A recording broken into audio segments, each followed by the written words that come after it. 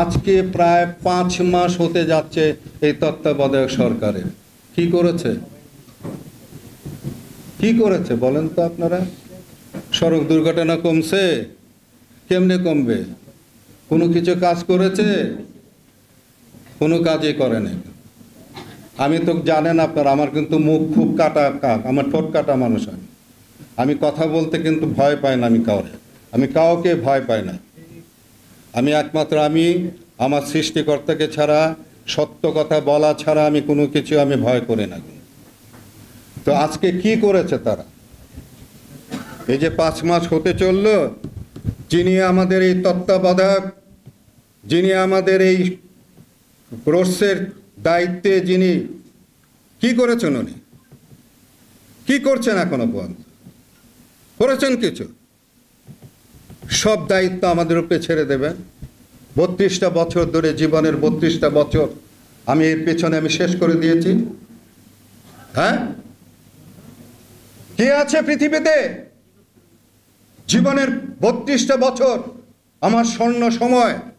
আমি যখন এরকম ভাবে কাজ করতাম, আমি টাকা গোনার সময় আমি পেতাম না। আমি বিছনার উপরে টাকা ফেলে যেতাম, বলতাম গুনে নিও। সেই সময় আমি সড়কের মধ্যে আমি নেমেছি। সেই সময় আমি সড়ক নিয়ে যুদ্ধ করেছি। কি হয়েছে? কিছুই হয় না। আবার একটা লোক যদি সড়কের মধ্যে যদি সে আহত কিংবা নিহত হওয়ার মতো যদি দুর্ঘটনায় পতিত হয়, সে যেন অন্তত একটা ফোন করে তার জায়গাটা অন্তত বলতে পারে যে আমি অমুক জায়গায় অ্যাক্সিডেন্ট করে পড়ে আছি, আমাকে উদ্ধার করা। কোথায় পারে? আছেন? আপনাদের জায়গা আছে? কাউকে জানানোর জায়গা আছে আপনাদের? বলেন, আছে আপনাদের জায়গা? তো এইগুলো নাই, কিছু নাই। আপনি কিভাবে, কে এই জায়গাটা কে তৈরি করবে? আমি নাকি নিরাপদ সড়ক আন্দোলন? কে? সরকার। তো সরকার কই? সরকার তো নাকে তেল দিয়ে ঘুমায়। এই সরকারের বিরুদ্ধে আগে আমাদের দাঁড়াতে হবে। কি করেছে এই পর্যন্ত, এই 5 মাসের মধ্যে? বলেন একটা ইনিশিয়েটিভের কথা বলেন যে উনি এই ইনিশিয়েটিভটা নিয়েছে। আছে কোনো ইনিশিয়েটিভ? বলেন তো, জোরে বলেন, আছে? তো তাহলে আমরা এখানে চিল্লায় মরতেছি। 32টা বছর আমার স্বর্ণ জীবন আমি এখানে এর পিছনে ব্যয় করেছি। কিন্তু 15 বছরের যেই ফ্যাসিস্ট সরকার ছিল, ওই সময়ের কালে তারা এভাবে প্রতিবাদ করতে পেরেছিল কিনা? গণতান্ত্রিক সরকারের, জনতার সরকারের সবচেয়ে বড় উপকার কি জানেন? আপনি এটার বিরুদ্ধে প্রতিবাদ করতে পারবেন, প্রতিরোধ করতে পারবেন, সমালোচনা করতে পারবেন। আপনাকে কেউ তুলে নিয়ে যাবে না। ইলিয়াস কাঞ্চন ভাই, আপনাকে এখন কেউ তুলে নিয়ে যাবে না। আপনি বলতে পারেন, কিন্তু ওই সরকারের আমলে কেউ বলতে পারে নাই। আমরা জানি নিরাপদ সড়ক আন্দোলনের সময় আমাদের রাতুলকে তুলে নিয়ে গেছিল, লুৎফুন্নাহার লুমাকে তুলে নিয়ে গেছিল। আমাদের ছেলেপেলেরা বাসায় ঘুমাতে পারেনি। কে কে নিরাপদ সড়ক আন্দোলন করেছিল তার লিস্ট করা হয়েছিল, তালিকা করা হয়েছিল। আর এখন কি করা হয়?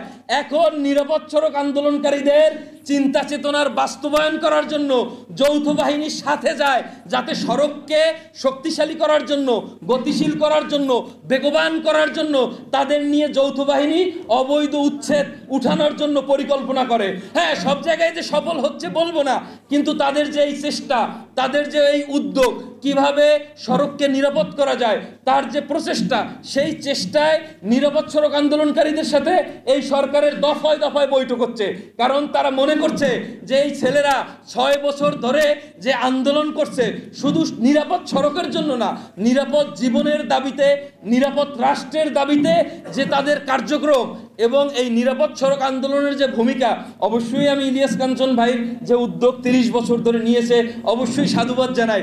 কিন্তু নিরাপদ সড়ক আন্দোলনটা গড়ে উঠেছিল তাদের সহযোদ্ধাদের, তাদের বন্ধুদের, সহপাঠীদের প্রাণ ত্যাগের বিনিময়ের মাধ্যমে। ওই সময় তারা লিখেছিল যে রাষ্ট্র মেরামত চলছে, সাময়িক সময়ের জন্য দুঃখিত।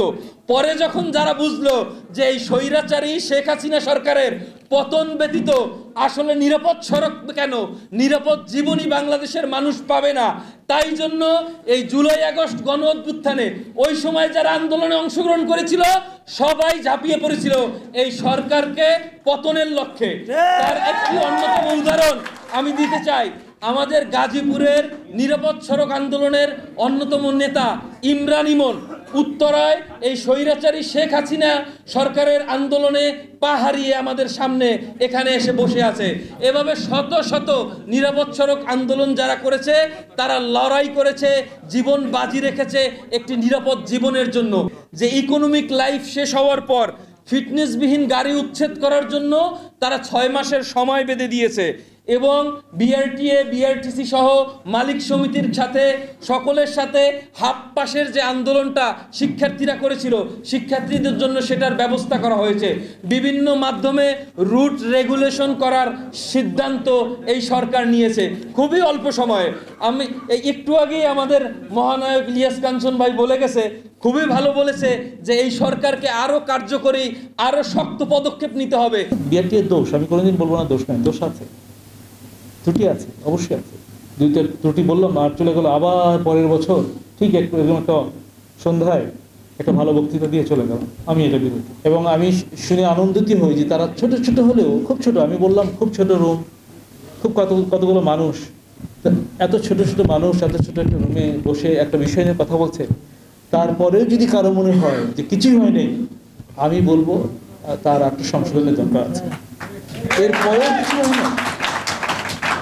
এই যে আমাকে ডেকে এনেছে এরা, এদের টাকা পয়সা নাই, কতগুলো খাবারের প্যাকেট কিন্তু আসছে, হয়তো আমি খাবো কি খাবো না আমি জানি, এটা পরের কথা না, কোত্থেকে আসবো। এই যে নিজেরা সব করছে, বেল টিপলে কোনো পিয়ন আসে না, কাজ করছে, তারপরেও কিছু হয় নাই। আমি তো বুঝি না, আমি তো এটাকে অনেক কিছু মনে করি।